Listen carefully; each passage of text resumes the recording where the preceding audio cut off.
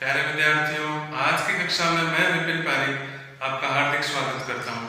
विद्यार्थियों, आज की इस कक्षा में हम जानेंगे कुछ और हेल्पिंग वर्ब्स के बारे में। जैसे कि आप यहाँ देख पा रहे हैं, आज हेल्पिंग वर्ब पार्ट 3 में हम जानेंगे डू, डज और डिड के विभिन्न उपयोगों के बारे में या विभिन्न प्रकारों के बारे में हम जानने का प्रयास करेंगे कि किस प्रकार से डू और डज हमारे इंग्लिश के ग्रामर के अंदर यूज में आते हैं। तो आइए शुरू करते हैं आपकी कक्षा शुरू करने से पहले मैं बता देना चाहता हूं, जो भी विद्यार्थी या जो भी व्यक्ति हमारे चैनल पर नए हैं, पहली बार आए हैं, कृपया सब्सक्राइब बटन जरूर दबाएं और उसके पास में जो बेल आइकन है उसको जरूर क्लिक करें, ताकि यहां से जो भी वीडियोस नई वीडियोस बनाई जाती है, नई अपडेट्स है, वो सीधे आप तक पहुंच सके। तो आइए शुरुआत करते हैं आज के हमारे इस लेक्चर की। तो सबसे पहले विद्यार्थियों, आप देख पा रहे होंगे कि हमने यहाँ पे डू, डज और डिड की हेल्पिंग वर्ब को अलग अलग हिस्सों में रख लिए हैं, ताकि मुझे समझाने में और आपको समझने में आसानी होगी। यहाँ का जो हिस्सा है, इस बोर्ड का आधा जो हिस्सा है वो डू, डज के यूजेस का और एग्जांपल्स का है। यहाँ का जो हिस्सा है ये डिड का यूज का हिस्सा है और इसके एग्जांपल्स का हिस्सा है। तो हम आसानी से तुलना करते हुए, कंपैरिजन करते हुए इनके बारे में जानकारी प्राप्त कर सकते हैं। जैसे आप यहाँ देख पा रहे हैं, डू और डज के यूजेस हम जानने का प्रयास करते हैं। तो सबसे पहले डू, डज प्रेजेंट टेंस में, नेगेटिव और इंट्रोगेटिव सेंटेंसेस में हेल्पिंग वर्ब के रूप में काम में आते हैं। यानी कि जो पहला इसका यूज हमारे सामने आया विद्यार्थियों, ये ठीक वैसा ही है जैसा आपको, मुझे, हम सबको पता है।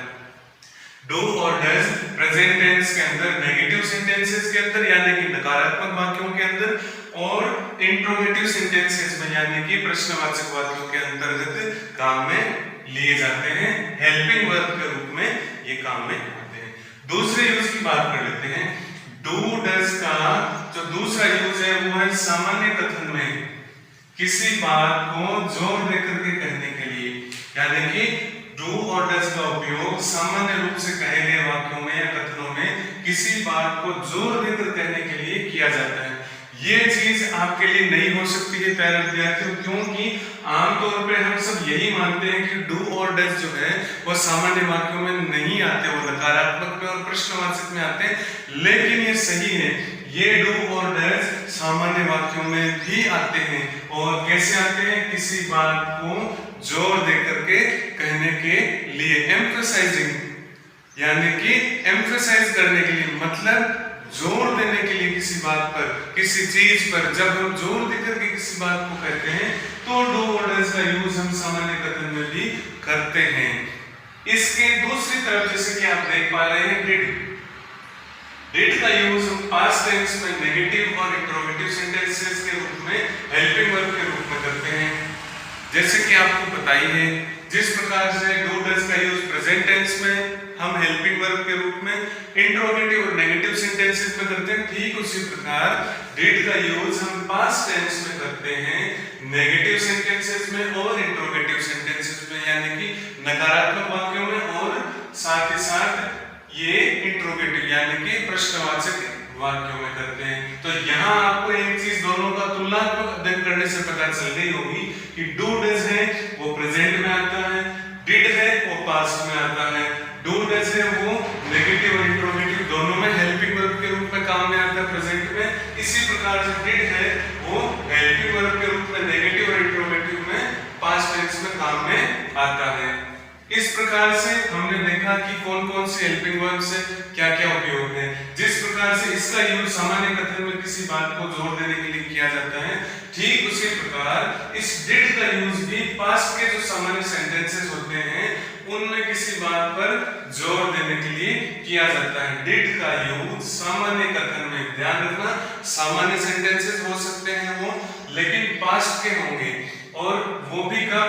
जब किसी बात पर हम जोर देते हैं। तो किसी बात पर जोर देने के लिए हम पास्ट में डिड का यूज कर सकते हैं। तो यहाँ भी आपने दोनों में इसमें तुलना की होगी, दोनों प्रकार के बिंदुओं में, कि डू डज का यूज सामान्य कथन में किया जा सकता है लेकिन बात को जोर देने के लिए, उसी प्रकार डिड का यूज भी सामान्य कथन में बात पर जोर देने के लिए किया जा सकता है पास्ट टेंस में। तो ये दो बातें आपको समझ में आ गई होगी।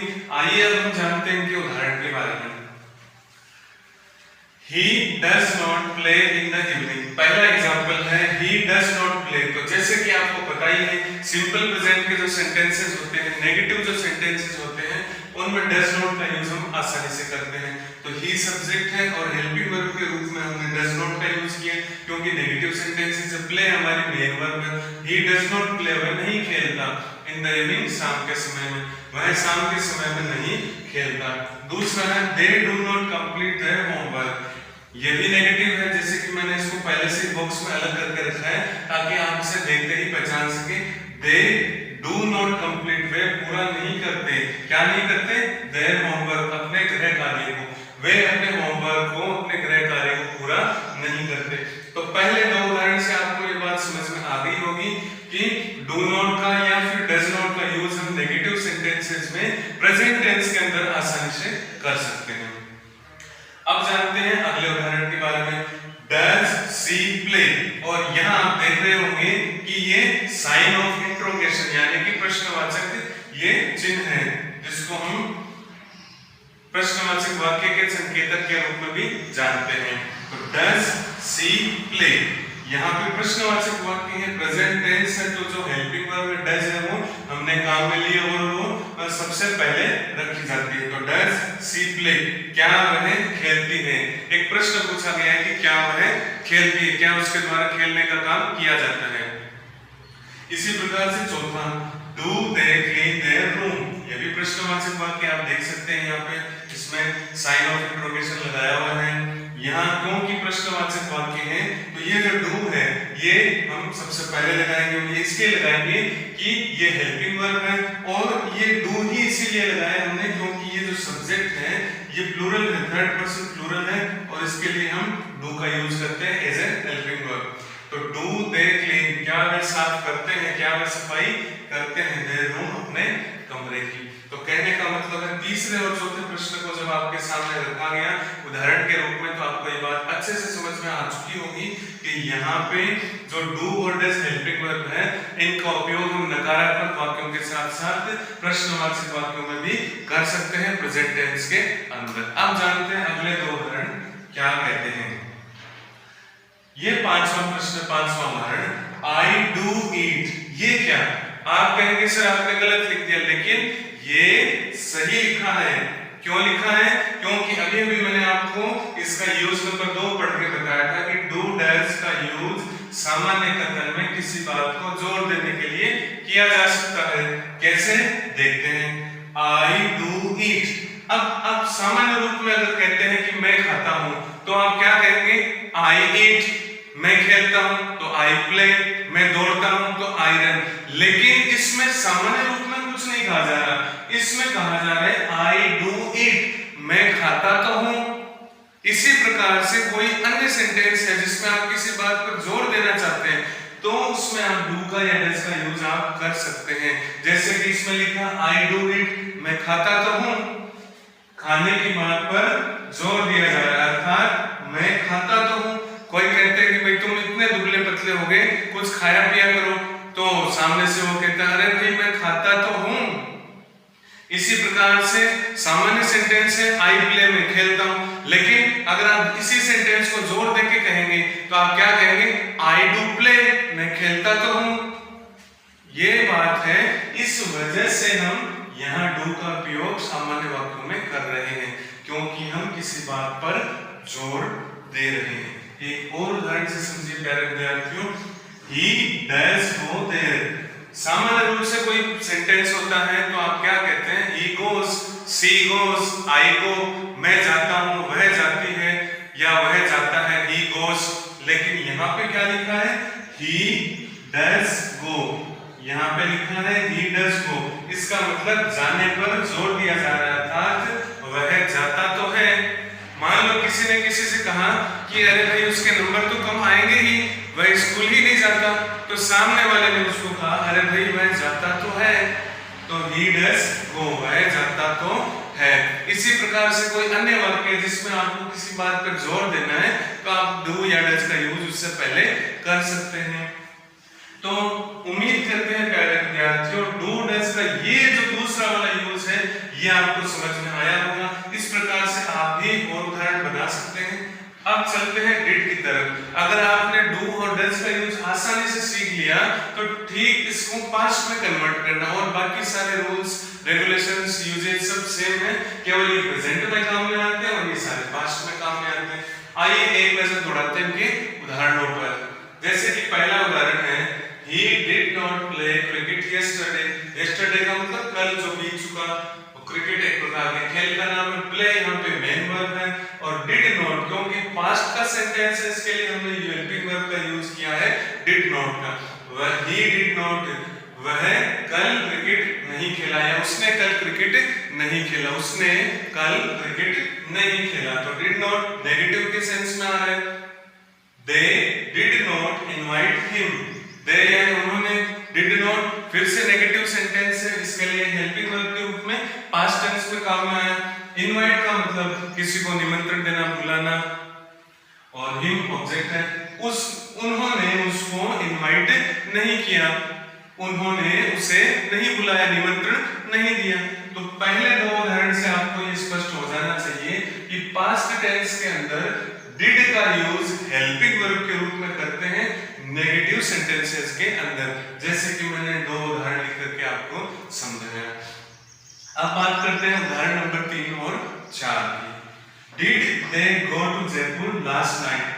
तो यहाँ आप देख रहे हो प्रश्नसूचक चिन्ह है, प्रश्नसूचक संकेतक है, तो इससे आप समझ गए होंगे कि ये पास्ट टेंस का एक सेंटेंस यहाँ पे एग्जांपल के रूप में आपके सामने है। और जब भी पास्ट टेंस आता है जो हेल्पिंग वर्ब होती है उसकी डिड वो यहाँ पे पहले लगाई जाती है। इसी प्रकार प्रेजेंट टेंस आता है तो इंट्रोगेटिव सेंटेंस में उसके हेल्पिंग वर्ब हम पहले लगाते हैं। तो did they go to Jaipur last night, क्या वे जयपुर गए, कब गए, पिछली रात को, यानी क्या वे पिछली रात को जयपुर चले गए। पूछा जा रहा है गए या नहीं गए, तो प्रश्नवाचक जहां भी होता है इस हेल्पिंग वर्ब का यूज हम करते हैं और सबसे पहले करते हैं। क्या होता है, कैसे करते हैं, क्यों करते हैं, ये सब हम कुछ ही दिनों के अंदर जब हम टेंस का पूरा विस्तृत वर्णन जानेंगे वीडियोस के माध्यम से तो आपके सामने एकदम स्पष्ट हो जाएगा। अभी इतना आप जरूर समझ लीजिए कि डू डज और डिड हेल्पिंग वर्ब है, अपने अपने टेंसेस के अकॉर्डिंग वहां इंट्रोगेटिव और नेगेटिव में काम में ली जाती है। इसी प्रकार से did she like mango ice cream, क्या उसने पसंद किया, लाइक यानी पसंद करना, डिड हेल्पिंग वर्ब है, पास्ट टेंस है, इंट्रोगेटिव सेंटेंस है, तो क्या उसने पसंद किया, किसको पसंद किया, मैंगो आइसक्रीम, क्या उसने मैंगो आइसक्रीम को पसंद किया। हो सकता नहीं किया होगा, हो सकता किया होगा, ये प्रश्न बना है। तो तीसरे और चौथे उदाहरण से आपको ये समझ में आया होगा कि डिड हेल्पिंग वर्ब का यूज हम पास्ट टेंस के अंदर इंट्रोगेटिव सेंटेंसेस में हेल्पिंग वर्ब के रूप में आसानी से कर सकते हैं। अब पांचवा और छठा उदाहरण देख लेते हैं। I did like that movie, I did like that movie, यहां आप देख रहे होंगे कि यहां पे आई लाइक्ड होना चाहिए, LIKED, आई लाइक्ड, मैंने पसंद की या मैंने पसंद किया, यहां होना चाहिए था आई लाइक्ड, लेकिन आप देख रहे हैं यहाँ पे आई डिड लाइक लिखा है। ऐसा क्यों? ऐसा इसलिए प्यारे विद्यार्थियों क्योंकि इस सेंटेंस में बताया जा रहा है कि मेरे द्वारा उस मूवी को, उस फिल्म को पसंद किया, यानी जोर देकर के बताया जा रहा है, सामान्य रूप में नहीं बल्कि जोर देकर के बताया जा रहा है। आई डिड लाइक, मैंने पसंद की तो थी, मैंने पसंद किया तो था, क्या पसंद किया, दैट मूवी, उस फिल्म को, उस मूवी को, यानी इसमें ये बताया जा रहा है कि मेरे द्वारा उस फिल्म को पसंद किया गया तो था। तो कहने का मतलब है जब हम किसी बात को, चाहे वो भूतकाल में हो चाहे वो वर्तमान काल में हो, जोर देकर के जहां कहेंगे वहां सामान्य वाक्यों में भी डू डज या फिर डिड हेल्पिंग वर्ब का यूज हम करेंगे। इसी प्रकार से ये उदाहरण है, she did enjoy in the party, उसने पार्टी में एंजॉय किया तो था, इसमें पार्टी में आनंद लिया तो था, इस बात को जोर देकर के कहा जा रहा है। तो उम्मीद करते हैं आज के इस छोटे से वीडियो में आपको ये महत्वपूर्ण जानकारी जो देने का प्रयास किया वो आप तक पहुंची होगी, आपने इसको पसंद किया होगा, ये चीजें आपकी समझ में आई होंगी। और इस प्रकार के वाक्य आप खुद बनाइए, बनाने का प्रयास कीजिए, अपने मित्रों से जानकारी कीजिए इस मामले में, उनको भी बताइए ताकि उनको भी इस नई चीज का पता चले। कल हम फिर मिलेंगे एक नए वीडियो के साथ, एक नई हेल्पिंग वर्ब की जानकारी के साथ। तब तक के लिए धन्यवाद।